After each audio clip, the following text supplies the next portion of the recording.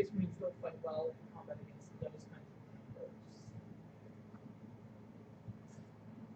soon as we're live on Facebook. Oh, we're live?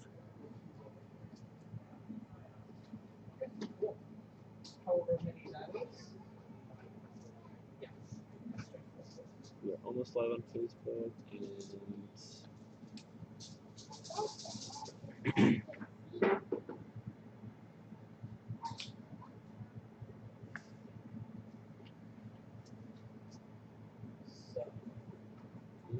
we're live on Facebook. All right. Hey, everyone. Let me see what other colors these things are. Welcome to the stream. Oh, sorry. Oh, no, you're fine, David. David Kelly's here. He's actually checking out the new Grimkin paint that I've been using. So is Aiden. Aiden's here as well. Say hi, Aiden. Hi. Yeah, hey. With Privateer Press's release of the Grimkin, What's that? this is a Wrestler. What's a wrestler? It's the thing. It's like it's the new version of it. Yeah, See? so it's one of the Gatormen that you have. It's just a different sculpt. Yeah. All right, come on, let's get back to the game. A little bit Sorry, I bigger. didn't know. Oh, no, you're absolutely fine, guys. It's good to have questions. Color commentary. Yeah. I'm working on the Wrestler, and I'm using some of the new P3 paints that just came out with the release of Grimkin. The one I'm using right now is called Bogren Brown, and I'm applying a wash over it, trying to get those details on the shell to really pop out. The plan is to wash this guy with Reichland Flesh Shade. It's a reddish brown wash to kind of really accent the oranges in this Bogren Brown. And then I'm going to come in with a dry brush of more Bogren Brown and then top it off with Meaty Ochre, another new color. And then I'll probably come in and do some highlights of a different color after I got the dry brushing done. I'll just have to see how I feel about the model at that point. But yeah, if you guys are here and working on other stuff, feel free to say hi. I'd love to hear from you guys. I'm going to set this guy down here right now to dry. Gotta get my brushes clean. And as we're waiting for this guy to dry, I'm going to be working on Lord Longfellow. He's one of the new Grimkin models that came out. He is, in fact, a spider in a trench coat, which I personally love. I've been working on the freehand on his trench coat, which I've done a web pattern with. I'm going to come back and kind of reinforce it by adding some shadows to it, some drop shadows, just so people can read it from further away. So yeah, like I said, if you guys are here, feel free to say hi. I'd love to hear from you guys and talk with you. And yeah.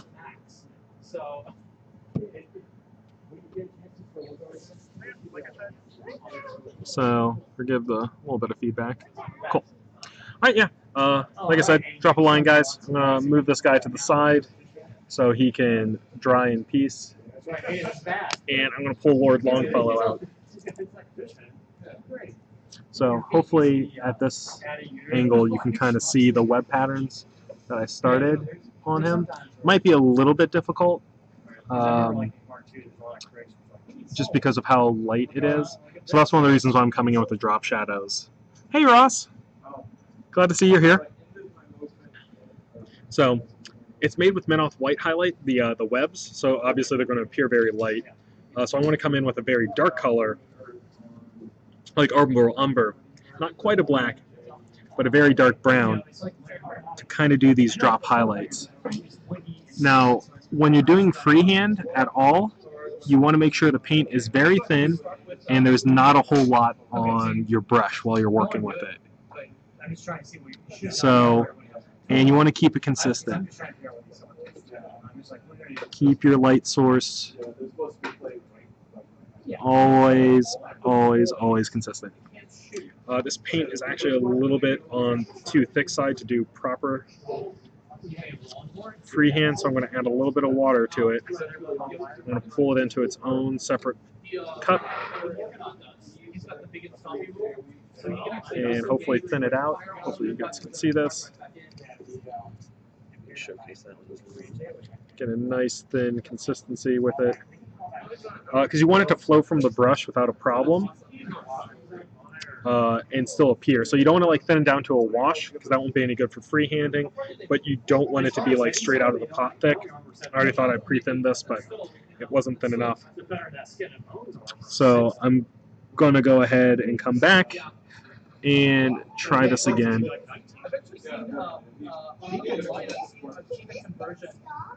There we go.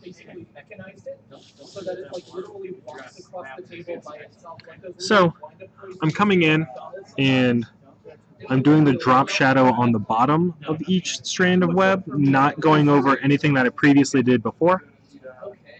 So this is just going to run parallel to the webbing that I did. And as long as you do this and keep it the same, you'll really kind of push that shadow effect and really make the webbing pop out. Because you're going to have extreme dark next to extreme light. That contrast will just draw your eye to it and make it visualize a lot better. So I'm just coming in and doing these little L shapes in each of the web brackets, and that'll really kind of push it.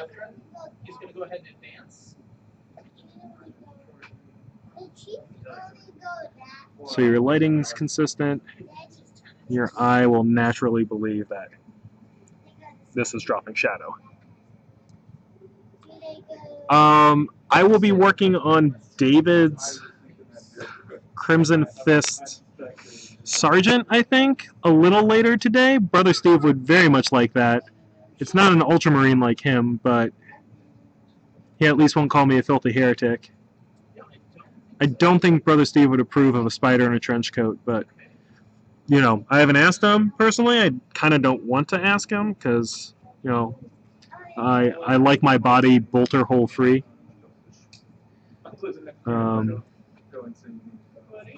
So yeah, we'll see how it goes. So yeah, this is a tedious process doing this freehand. Never try to do freehand quick and easy because you'll end up disappointed with the end result because you're going to need a fair amount of patience to come in and do all this, and just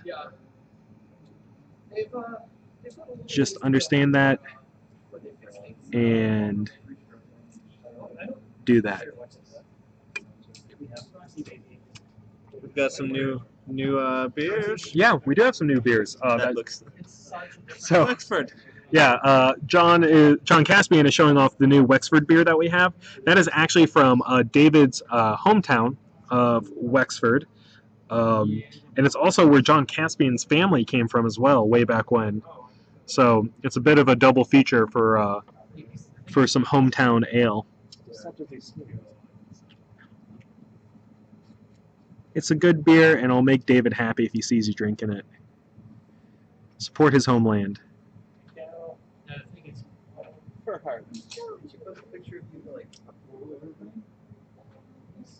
Oh, that was me testing something. I deleted it, right? So like I said, you got to expect to be patient with this. Don't expect to rush through it and move on to the next step. Plus, I am in the process of waiting for a wash to dry, so I don't necessarily need to push myself super quick, because if I finish this up, I'll be kind of left without a lot to work on.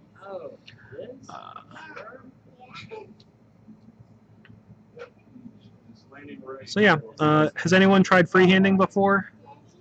I know it's a little scary for some, and I know I've done my share of not super good freehands, but you kind of got to get the bad ones out of the way before you can start doing the good ones, right?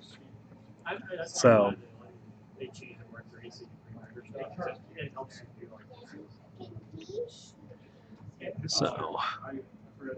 I'm just going to keep going.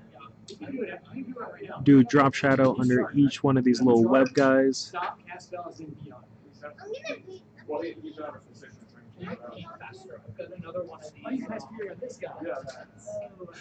Yeah, we actually have a lot of War Machine going on in the store today. It's the tail end of the first week of Journeyman, so we have a lot of people coming up for games today and tomorrow for it. You can't shoot somebody while you're like they're fighting each other here. So he's like, I'm gonna shoot the gun. He's like, So. I got out of here. Snap him.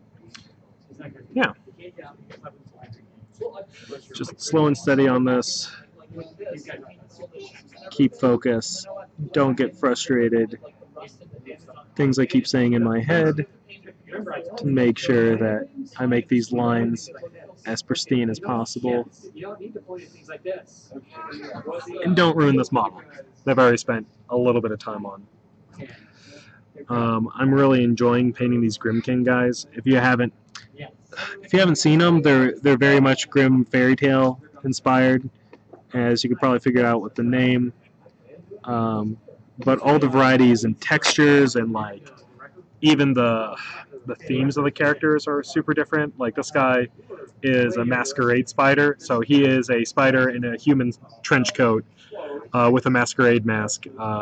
In his stories that he goes to noble parties to kind of punish wicked nobles who neglect their township or flock or whatever. How long have you been doing that, Mikkel? Too long? Mikkel's sending me kissy faces from across the table. It's pretty nice.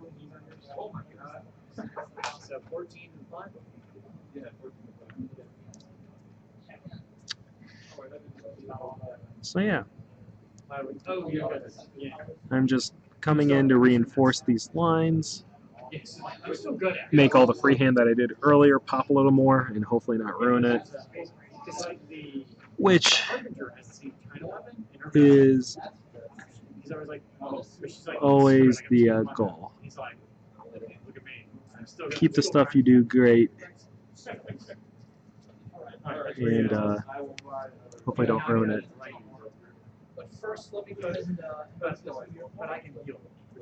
So yeah, with all the Journeyman League and the new stuff from Private Press coming out, I've been really excited to get back to my Gators.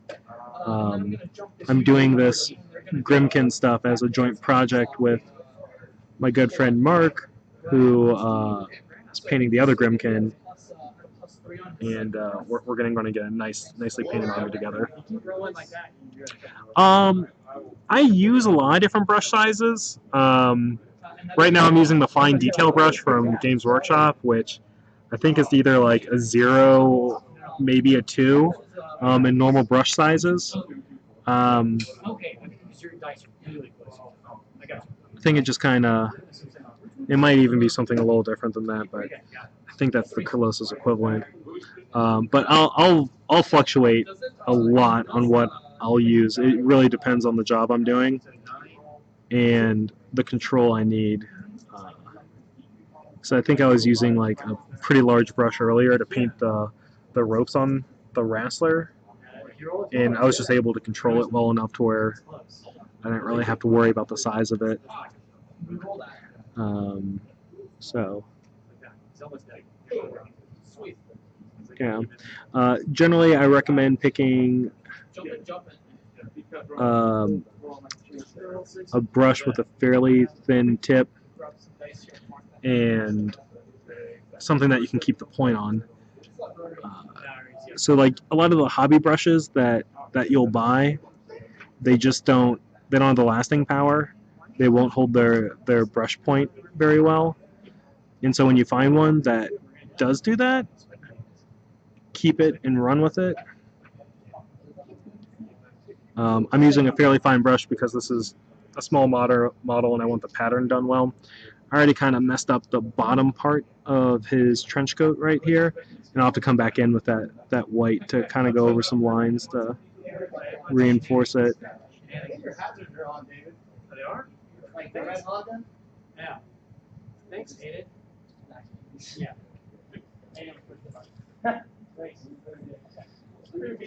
So yeah. But yeah, I'll try to switch over to a small brush with a nice point to do any sort of freehand.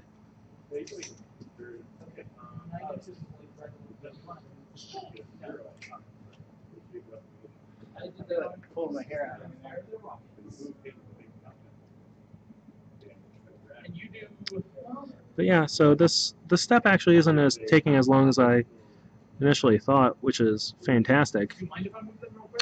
But I haven't gone all the way through yet, so I might be speaking a little too soon. Look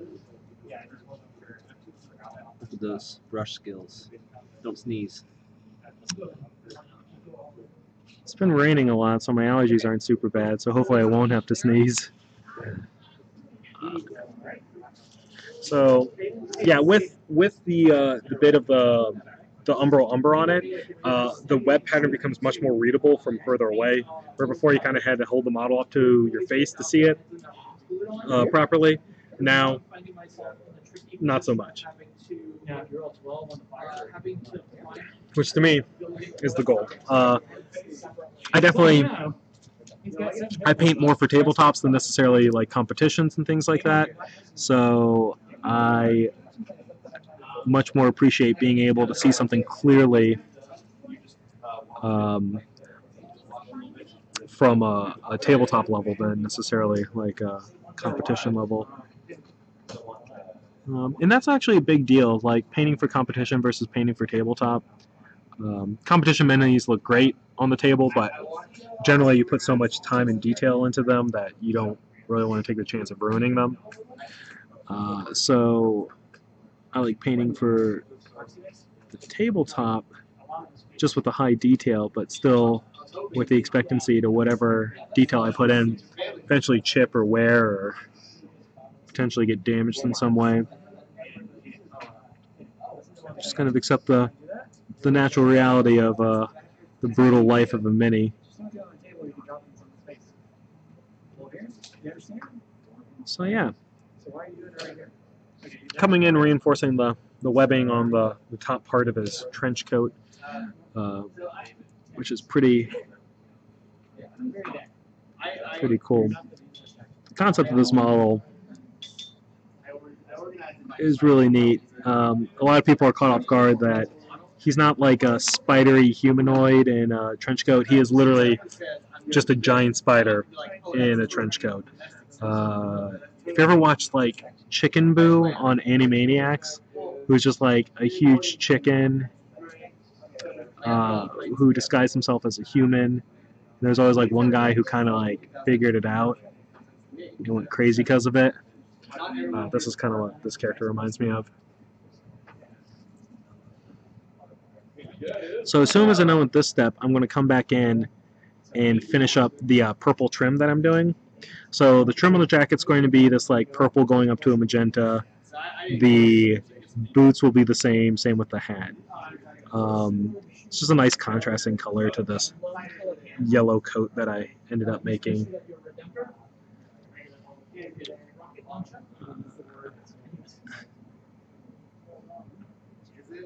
So yeah, step by step, getting through each way to get to the finished product.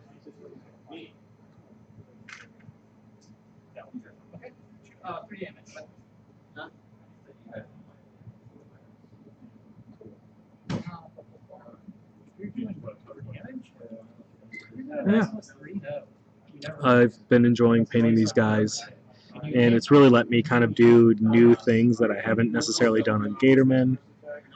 Gatormen are great, but it's generally rags, bones, and scales for them.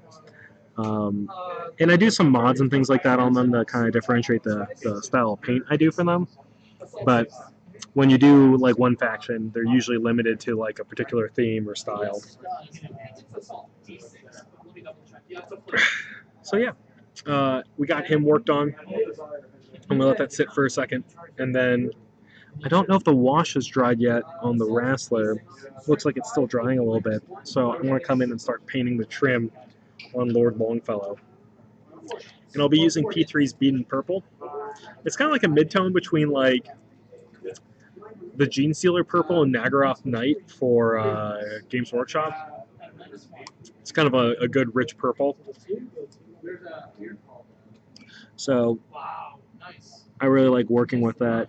And if it's going over any of the yellow or orange that we painted earlier, it will probably take 2 coats to get full coverage, just because of how thin the paint is and the coverage of its pigments. So once again, plan for that. Don't slop it on too thick. Let it be thin. Let it coat,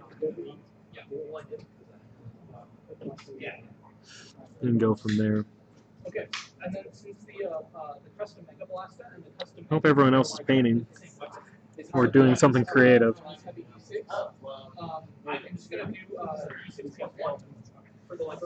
Use my thumb as a palette to get off excess paint. Also to make stuff as needed. Oh, I'm getting them.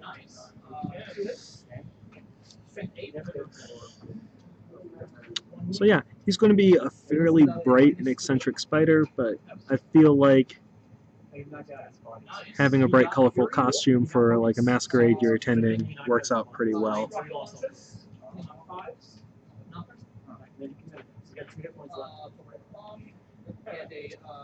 Yeah, I think the idea is to paint the little black widow symbol on him eventually, so that would be even more free-handing. I just wanted to add some color tones to the spider body before I go in for the symbols. And that's another thing that I recommend with freehanding. I don't know how a lot of other people do it, but I know with me that freehanding will always be one of the last steps that I do, just so I can make sure to get like the right tones on the model, right shadows and highlights, and then kind of freehand over that and try to keep the freehand to the same lighting that I established in the first paint coat of the model.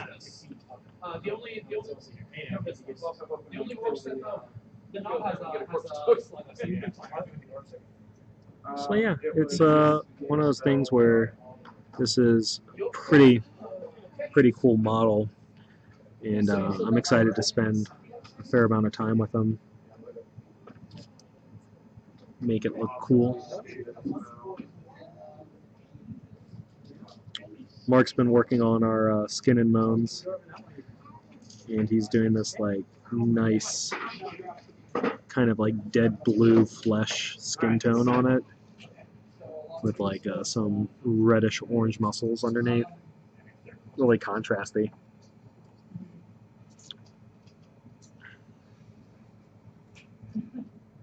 It's got these little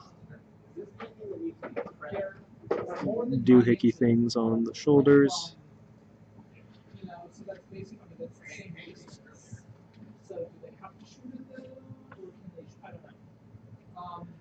So yeah, it's really easy to paint this kind of model.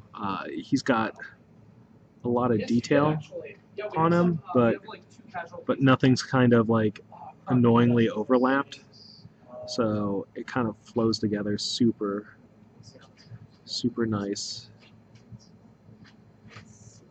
The idea for the body is to go up to like a blue-black for the highlights, just to give it a little bit of highlight, see it from a bit away, because he's got like a lot of joints and things like that with him. So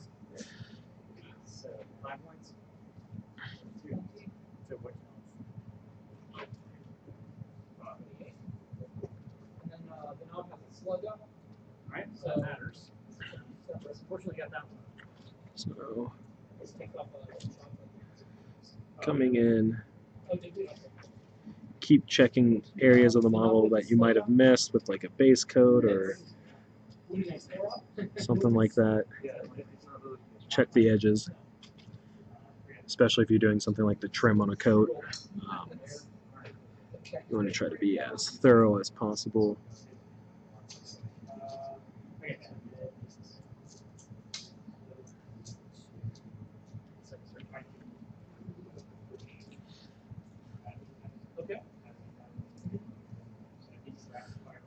This purple and orange color scheme that Mark kind of picked out for me to do with this guy, I'm absolutely loving. I'm a big fan of my giant purple eccentric spider. So,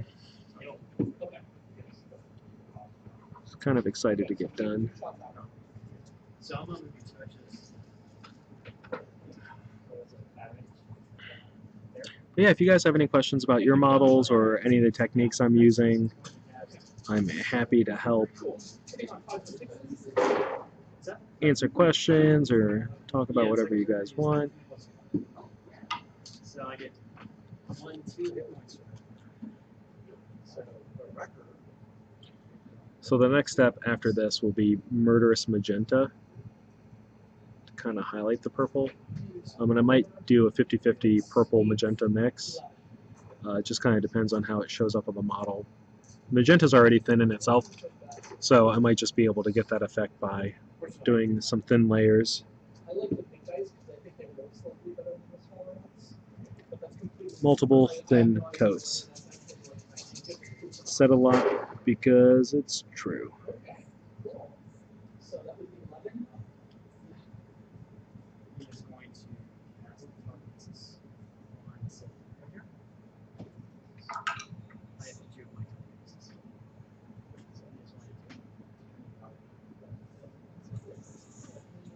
Let's trim.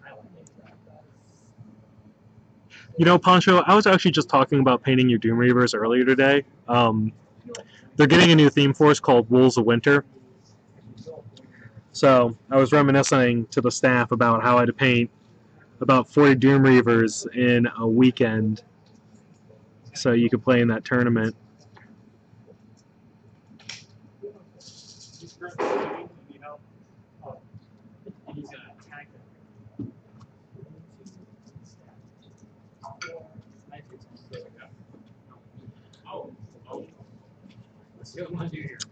But yeah, after painting a lot of commission models like super quick, I much prefer, they were champion Doom Reavers, I much prefer doing one model at a time.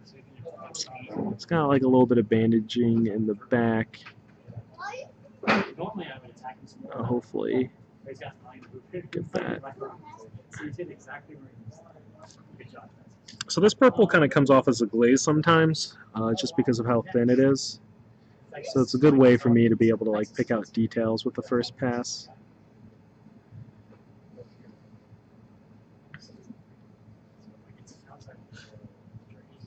Okay, then now this guy's in charge.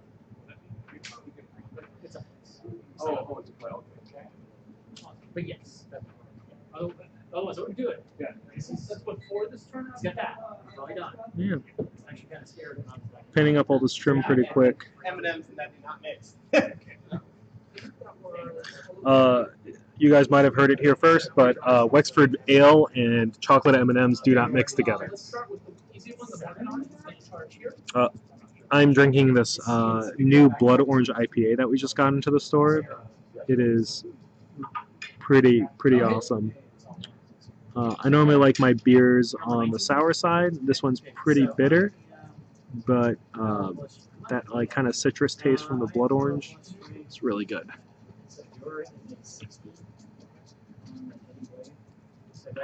So what I would say is if you normally like the sour stuff, try that one out.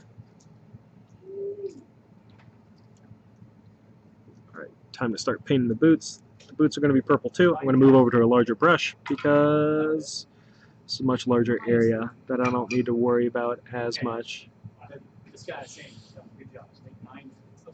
I might be hitting the boots and the hat with a black wash, kind of reinforce the fact that these things might be, you know, leather, not quite the same material as the trim, but still in the same color family, more or less.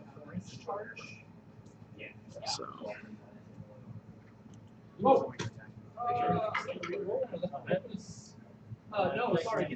Gotta base this guy, and then we're gonna start coming back in with the turtle shell.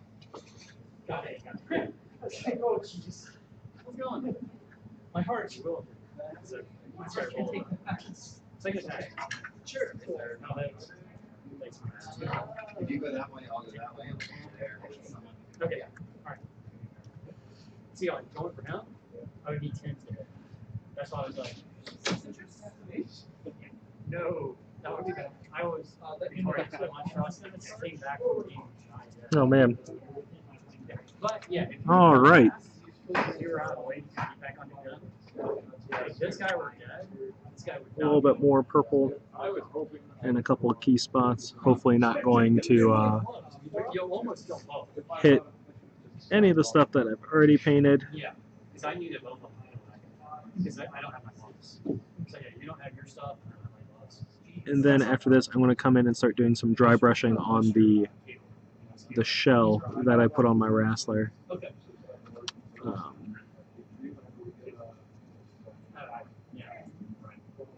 Yes. So I have a tendency to modify most of the Gatorman stuff that I have, just because I'll get max field allowance of everything. So I'll have a lot of the similar models on the table unless I do something. So I put a turtle shell and some like bones hanging off of his armor and such. You're not playing that takes forever to be done. Remember, mine is going to get you, so you're not going to be able to finish. So yeah. All right. Yeah. So Lord Longfellow is good for now. I'm going to let that purple dry, and I'm going to move into doing some dry brushing on this wrestler shell. You can kind of see it from here. So I'm going to go back in with the original Bogren Brown that I was using.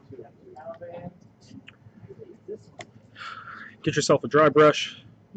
Make sure it's nice and dry. I like a nice soft flat edge for a brush. This is a little bit on the big side, but hopefully with my years of experience in expert control, I won't mess anything up.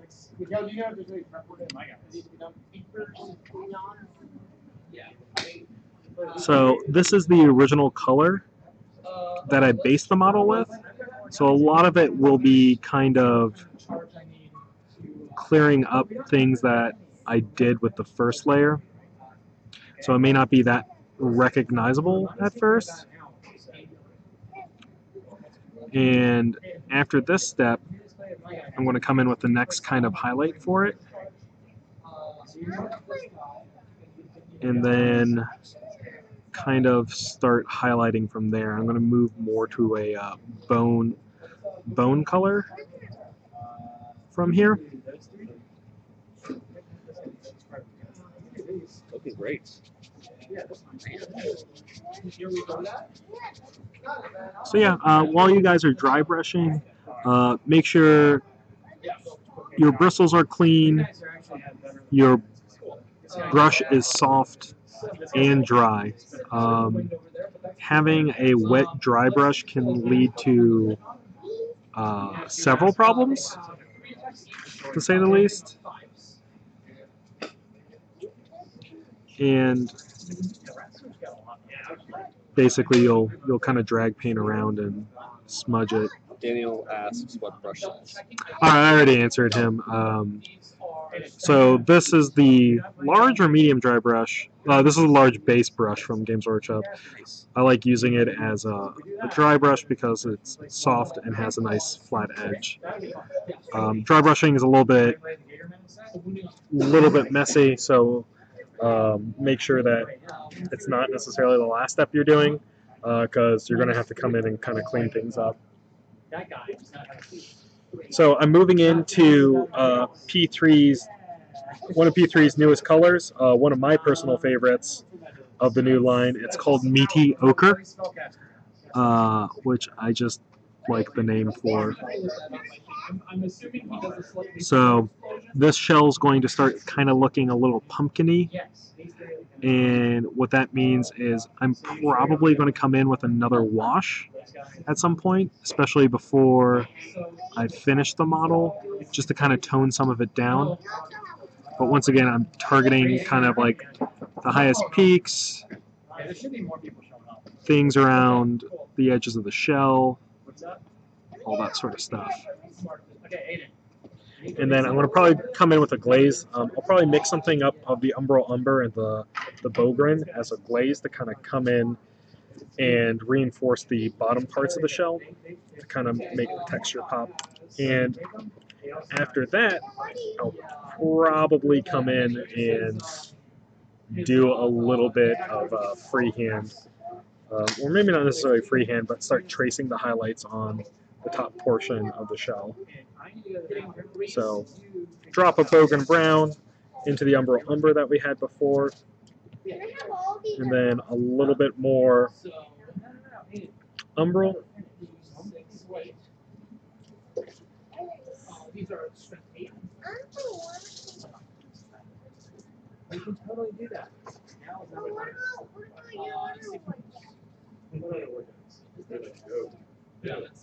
time. Make sure while you're making like a glaze or a wash, you guys thoroughly thin it down. Make it nice and thin. What is the difference between the glaze and the wash? Glaze is kind of more designed to act like a, I guess wash is to make darker, glaze is to change color. So glaze won't be as dark as a wash will be, but I'm more or less trying to change that base tone of that original shell that I have, just because I'm not getting enough contrast between the valleys and the peaks in the shells I wanted, even with dry brushing. And if I keep dry brushing lighter, it'll just be too bright in the end. So I'm kind of doing this nice, let's say like a boggy brown. So it's got a little hint of green to it, a little hint of oranges and all that. So it's pretty thoroughly thinned down. And what I'm going to come in and do, make sure I'm not dragging too much around on the model, and paint in these crevices. So I'm looking at the color right now. Not quite as dark as I wanted, so I'm going to go ahead and make this glaze a little darker. Let me roll the knob first. Oh, it's fine. Thanks for the heads up, though, Ross. Awesome, dude. You don't actually need to hit anything. What did we say? 36? Okay. 30. There. Hopefully no accidents. We'll see, though. Okay, boys. Let's see if you can do what you're about to do. It's one of those things while you're working on models, being aware of your surroundings is possibly one thing that's easy to get lost. I got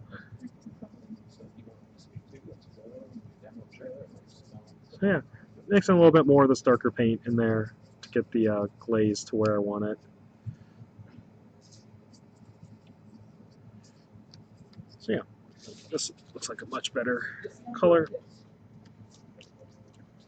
And I'm going to go ahead and come back and focus on going into these cracks and crevices and really kind of drawing out how varied this model is.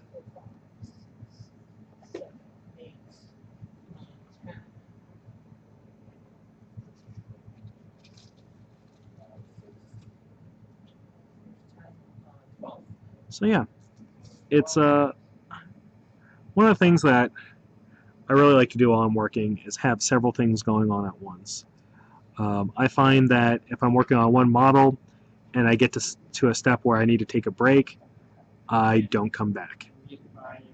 You know, I'll take that as a cue, be like, okay, I guess I'm done for the day, or something comes up, or, you know, any number of excuses to get me to stop working. So if I have multiple things to work on, that means I can take a break from one model and move on to the next, and not kind of lose momentum. And that's a big deal, especially if you're painting like models for money, like doing commission work and things like that. Keeping yourself on task and on focus is a really, really, really big deal. And it's a good way to make sure that if this is something that you want to make money at, it's a great way to make sure you keep clients happy by getting through projects quick.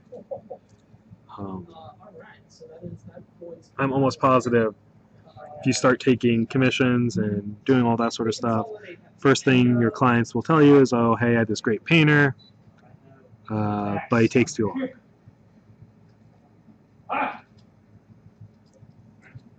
So, finding ways to speed yourself up, it's a great way to make yourself more desirable and make a lot more money. So what I'm doing with the glaze now is I'm kind of dragging it up. So I'm making sure not to take a whole bunch of it and move it up to the peaks of the model, but just enough to kind of get that good transition in there. So it looks a little more natural and all that. And bonus points if you can follow the like spirals and the curves of these shell pieces. So I didn't really have an intention on how I wanted this model to kind of come out, or at least the shell. I knew I wanted it to be on the warmer side of things, but I didn't necessarily know, oh hey, I wanted this like orangey brown or whatever. So I got these new colors, I wanted to try them out, and I'm really kind of enjoying the effect that it's doing for me. So I'm going to keep pushing it. I'm probably going to do, after this glaze dries, do some highlights using the Bogren and Mediocre, and probably coming in with a little bit of Menoth white base or highlight for the top ridges. So it's a lot of ways to make this model kind of pop. This shell was added from an Ironback spitter kit that I kind of cut down and added to the model. So it's kind of a cool little piece to them, makes them unique. I got the idea from the Widowers. I can never say it. Widowers Woods. They had a Kickstarter exclusive that was a wrestler with a shell on his shoulder. I was like, man, that's a really cool idea, so I wanted to keep with it and kind of make it my own. So I'm painting it orange, letting it dry. Once I get the highlights on there, I'm going to decide at that point whether or not I want to paint a like gator skull on it to kind of make it look a little bit more ferocious and tribal and all that. And when I do that, I can decide on a lot of different colors. I can go with like a deep red, or go with something completely contrasting and add like a vibrant blue to really make it pop from the shell. I just have to kind of do a little bit of research to see, you know, like if you're going to do something, a good way to make it look believable is to do your research and find a lot of real life examples. So if you're looking for like tribal war paint, you'll want to go through, you know, Native American cultures, Mesoamerican, even tribal stuff, just to try to find it out and kind of see what the colors used to be and what they would represent. One of the big things about this faction is that they are American alligators, or at least designed off originally American alligators with a bit of a Creole influence. So if you did like a tribe of Native Americans that were in that area and try to find what they did for like designs and things like that, it's a good way to make this model be a little bit more believable, I think. So that's something I'll probably look up before next time, and maybe I'll do that over my next video, is kind of show you the design aspect and all that for doing freehand, especially making a painted model with a paint freehand be believable. I find that to be a bit difficult because it all looks like paint. So yeah, I just finished that. I think the purple is drying on Lord Longfellow, so at this point I'll probably move back to him and let this glaze dry a little bit on the Wrestler.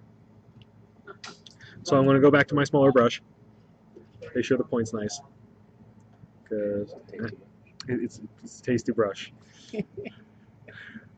I know I have a bad habit of licking my brushes. So I'm moving over to Murderous Magenta, which is a pinkish purple from P3. It does a really great job of highlighting the purple, but it does tint everything to be more towards that magenta side of things. So when doing highlights on trim and cloak and things like that, try to find sharp edges, pull the paint towards it. It's a great way to kind of make that highlight there. So yeah, I definitely don't need to mix this down. This magenta is already super thin, so just naturally doing several layers and coats with it, and if you always kind of pull towards the center mass of where you're trying to highlight, you will eventually get that highlight you want. Hopefully it shows up for the camera well. Okay, good. So yeah, as of right now, I'm just trying to find those center points, lay in, block in that highlight that I want to reinforce, let it dry, don't try to fiddle with it too much, and then come in and do it again. And it's going to be a slow process with this paint. It's just naturally how this like magenta is, or at least every time I've worked with it, this is how it goes. So I'm constantly pulling back and forth with this, especially for like a center part of a highlight. So yeah, we're just going to keep doing this, going over trim, going over the big kind of base part of the cloak, always pulling towards where we want the center highlight to be, because that's where you want the paint to be the highest pigment. That's where you want the top highlight at. So we're just going to keep doing this until it gets as bright as we want, until it gets a nice solid coat.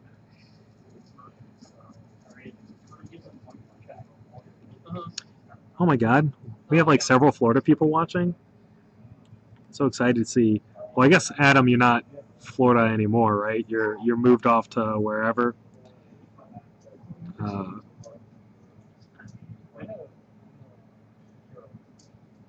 But yeah, it's good to see a lot of old friends here to watch me hopefully not mangle this model.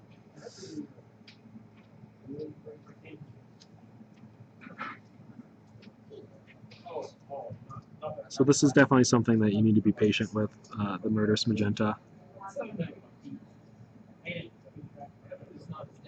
You're just going to constantly keep kind of pulling towards the center of mass and making it much brighter. This color like ends up looking phenomenal over the purple. Like it's a really strong highlight for it. It's going to take you a little while. It does not take to dry brushing very well.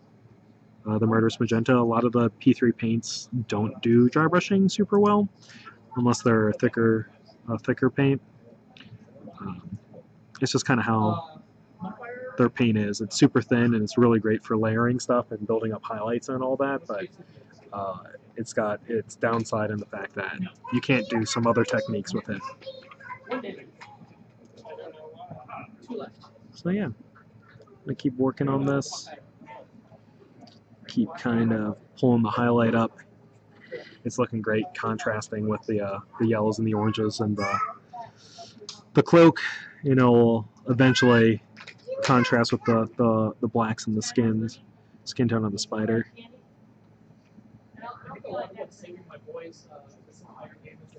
So, like I said, I'm going to keep pulling. I think I'm also rubbing Bogren Brown on this model, or I shouldn't be, after I cleaned off that paint pot.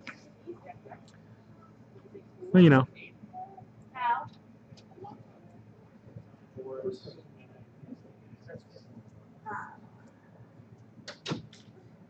Just going to keep going.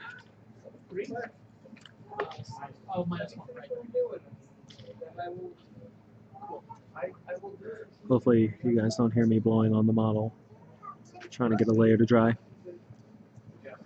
So I'm going to do this thing where I'm going to do a little bit of blending on the model.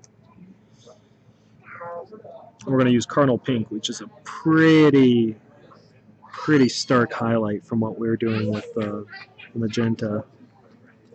But I'm hoping to take the purple and work it in with this magenta we just laid, or this pink that we just laid down. So, and one of those things, it's pretty easy to come back and kind of coat this pink with that magenta, just with how thin it is.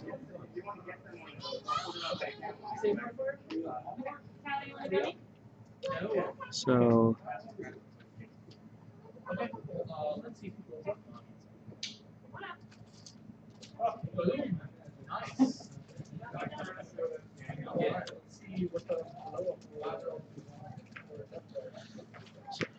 yeah, this is kind of coming out well.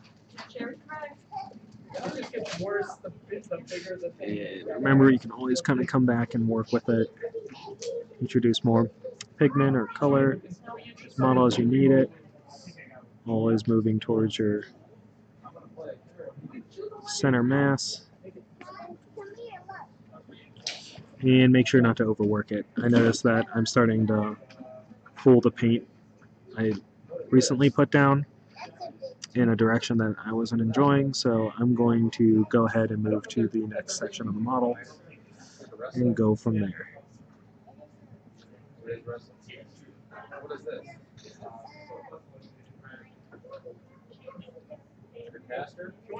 So yeah, this is a good way to kind of keep you moving, keep you having a flow to your work. Normally the two brush technique is a lot better at this than what I'm doing. I'm just trying to do this nice and quick and probably skip the two brush, hopefully.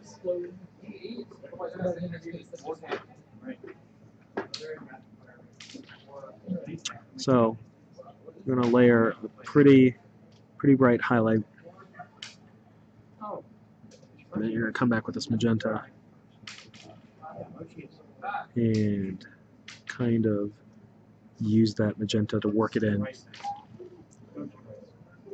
So yeah, it's a fairly simple technique. It works pretty well. I'd probably say that this is a little bit like what I'm doing right now. The contrast level is a little too much. And you might want to like mix your paints together a little bit more before doing this. Or if you're okay with like super bright highlights or like super stark transitions, doing it like at the bottom of the cloak, this is absolutely fine too. So yeah, I'm going to keep working on it, keep doing the same thing that I've been doing. Glad to see that there's a lot of folks tuning in and hopefully working on models at the same time as me.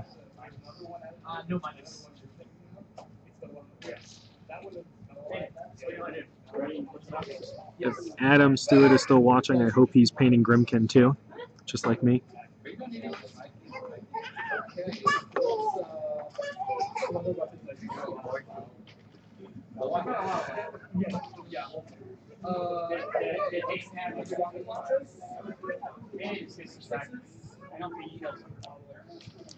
He just lives off of your tiredness. Yes. He says the more tired you get, basically the fuller he gets. All the children in general. Okay, I think I'm good. Sorry if I'm bumping tables and such, guys. It's not like it's a bad. I don't want to because if I roll that one, he thinks someone out of here that's all kids. Yeah. Because they're basically it'll take them an hour to eat a Pop-Tart. Yeah. It's not like sitting down to eat. It's like an adventure. Yeah. And it's anything, if there's food in front of them, everything is super awesome and interesting. Like, there's a bird in that tree. Yes. We said, the way I started doing was timing Aiden. Like, all right, you have 15 minutes to eat your cereal. So she would have 2 bites and the timer would go off, like, time to go. I'm hungry. Because you should have thought about that. I think so. It's the problem. I won't do that. Because I'm like, guys, like, well, you're getting TV tonight. Okay. I know. You need to say, food's over. You eat anymore. That's what he does. When she's in Belgium. And he got done eating that. Yeah, they have no concept of time. No. So trying to come in and paint these straps, it's probably the most tedious part of the model. even more so than the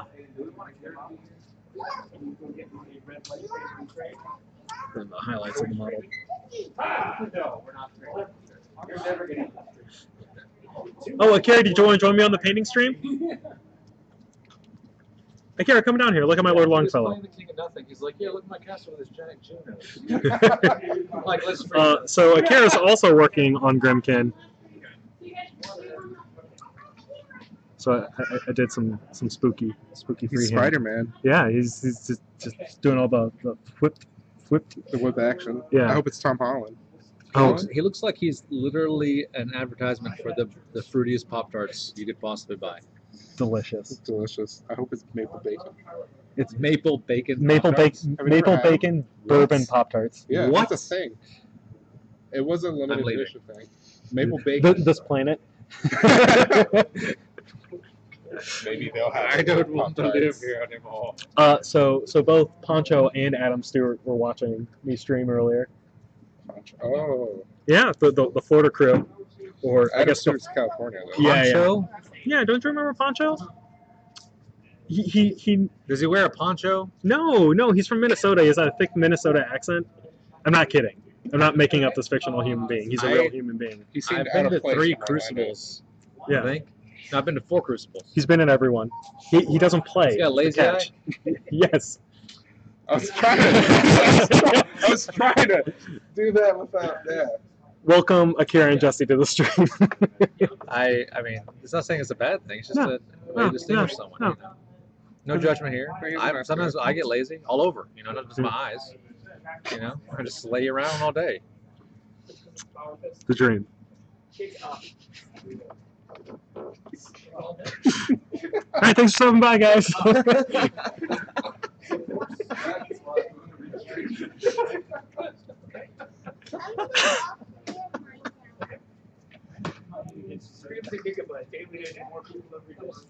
Well, the game store was sued. We got a thumbs up for that, though, Jesse. At least I think so. John, do you have a Jon Galvin on your screen?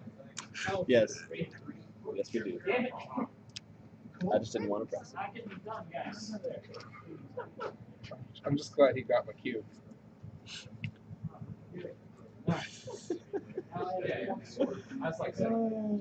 Goodness.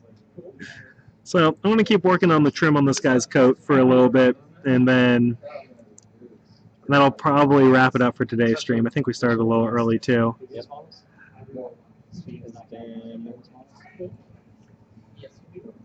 Just about an hour. Yeah.